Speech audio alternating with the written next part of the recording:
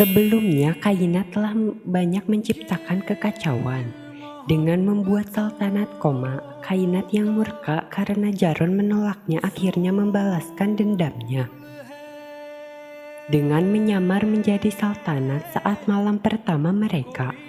Kainat menginjak Saltanat ke balkon rumah dan ia melupakan kesalahannya.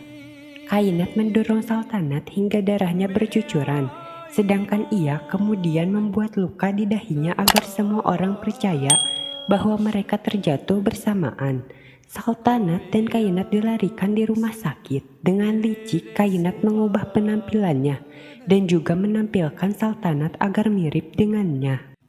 Semua keluarga panik. Jaron menangis mengetahui Kainat koma karena ia merasa sangat bersalah.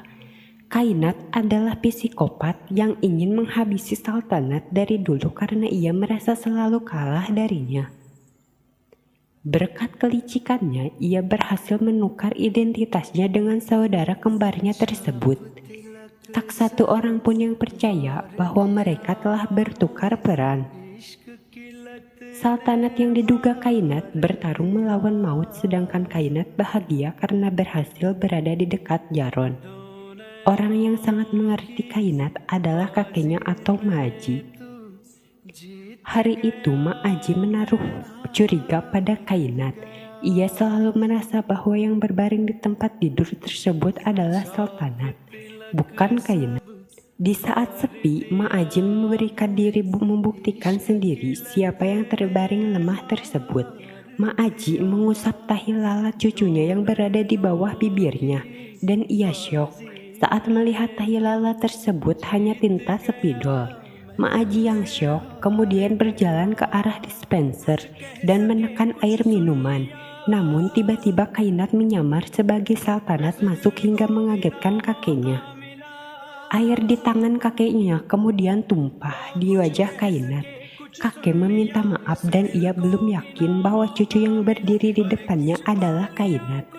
Kainat mengusap matanya karena tak bisa melihat dengan jelas. Ma'aji mengamatinya dan ia semakin yakin bahwa karena tak biasa melihat dengan jelas, Ma'aji mengamatinya dan ia semakin yakin bahwa dia adalah Kainat karena cucunya tersebut melihat mata rabun. "Apa yang kau cari?"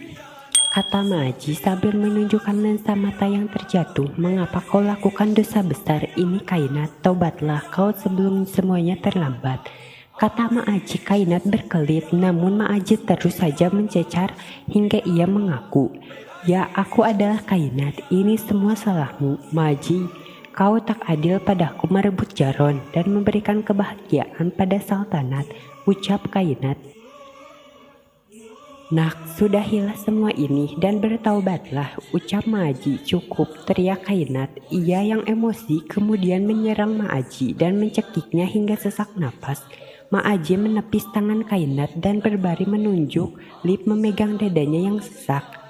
Sampainya di lantai bawah, saat lip terbuka, semua keluarga termasuk Jaron berdiri di sana. Mereka syok melihat Ma'aji sesak dan semua bertanya apa yang terjadi. Ma'aji menunjukkan ke arah Kainat memberitahukan mereka, namun dengan cepat Kainat berdiri di belakang orang yang berjalan di depannya. Ma'aji meninggal dunia. Kainat menangis histeris, dalam hatinya ia tertawa bahagia.